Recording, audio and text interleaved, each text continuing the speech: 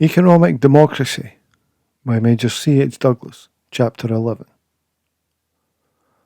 The awful tragedy of waste and misery through which the world has passed during the years 1914 to 1919 has brought about a widespread determination that the best efforts of which mankind is capable are not too much to devote to the construction of a fabric of society within which a repetition of the disaster would be, if not impossible, unlikely. And the major focus of this determination has found a vehicle in the project commonly known as the League of Nations. The immense appeal which the phrase has made to the popular and honest mind has made it dangerous to fail in rendering lip service to it. But it is fairly certain that under cover of the same form of words, one of the most gigantic and momentous struggles in history is waged for the embodiment of either of the opposing policies already discussed. The success of an attempt to impose an economic and political system on the world by means of armed force would mean the culmination of the policy of centralized control, and the certainty that all the evils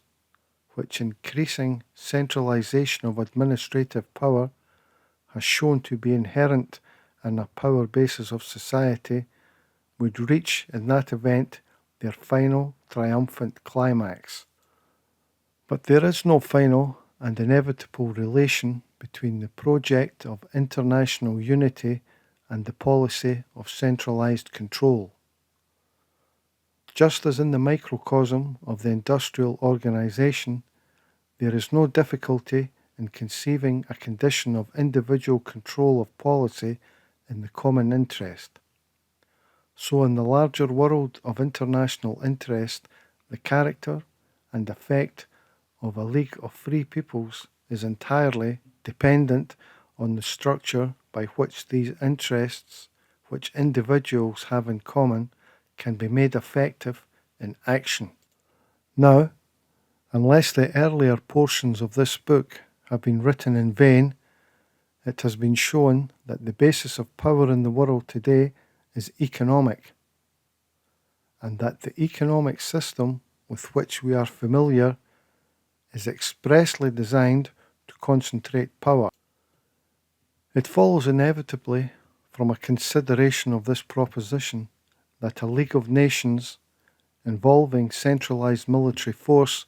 is entirely interdependent upon the final survival of the capitalistic system in the form in which we know it, and conversely, that the fall of this system would involve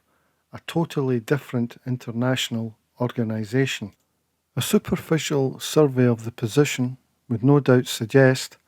that the triumph of central control was certain, that the power of the machine was never so great, and that, whether by the aid of the machine gun or mere economic elimination,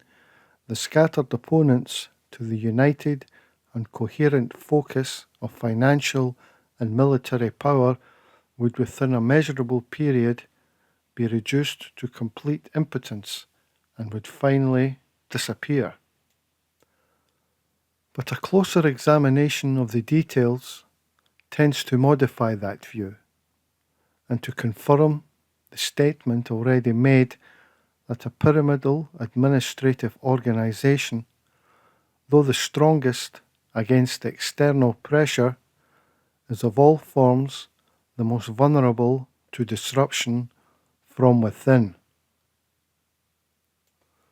We have already seen that a feature of the industrial economic organization at present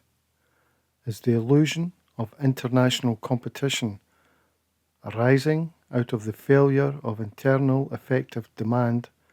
as an instrument by means of which production is distributed. This failure involves the necessity of an increasing export of manufactured goods to undeveloped countries, and this forced export, which is common to all highly developed capitalistic states, has to be paid for almost entirely by the raw material of further exports. Now, it is fairly clear that under a system of centralized control of finance, such as that we are now considering, this forced competitive export becomes impossible, while at the same time the share of product consumed inside the league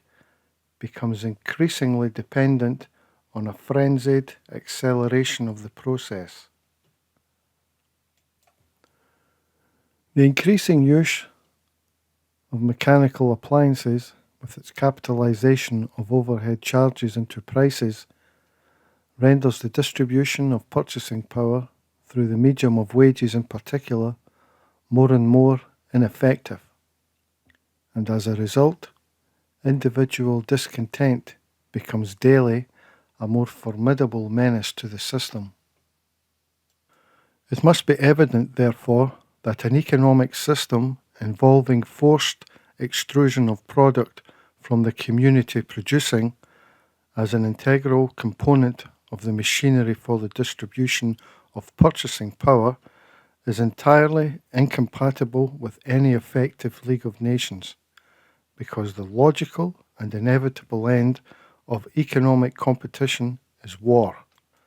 Conversely, an effective League of Free Peoples postulates the abolition of the competitive basis of society,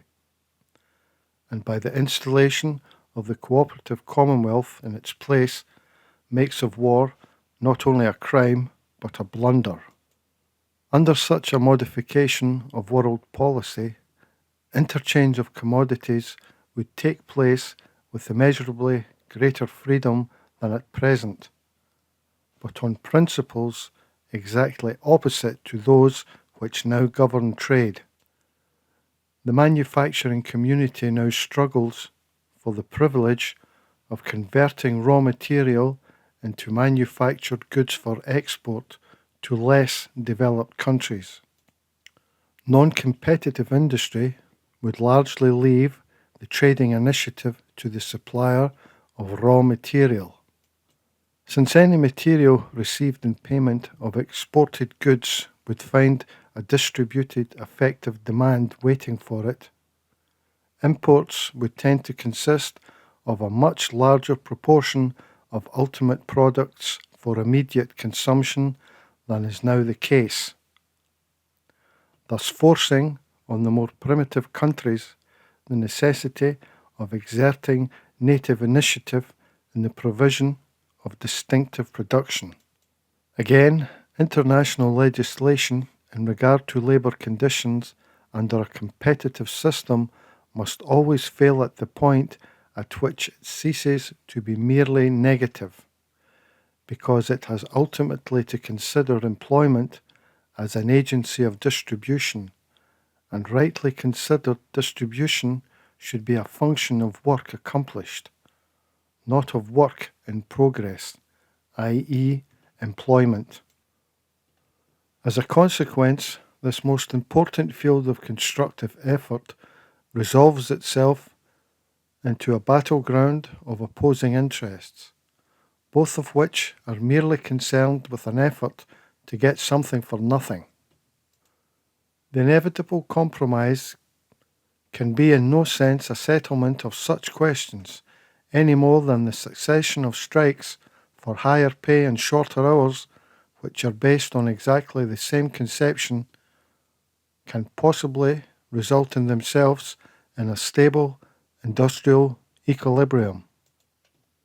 Examples of the same class of difficulty might be multiplied indefinitely, but enough has probably been said to indicate the disruptive nature of the forces at work. To state whether or not the general confusion and misdirection of opinion will make a period of power control inevitable in order to unite public opinion against it would be to venture into a form of prophecy for which there is no present justification. But it is safe to say that whether after the lapse of a few months or of a very few years,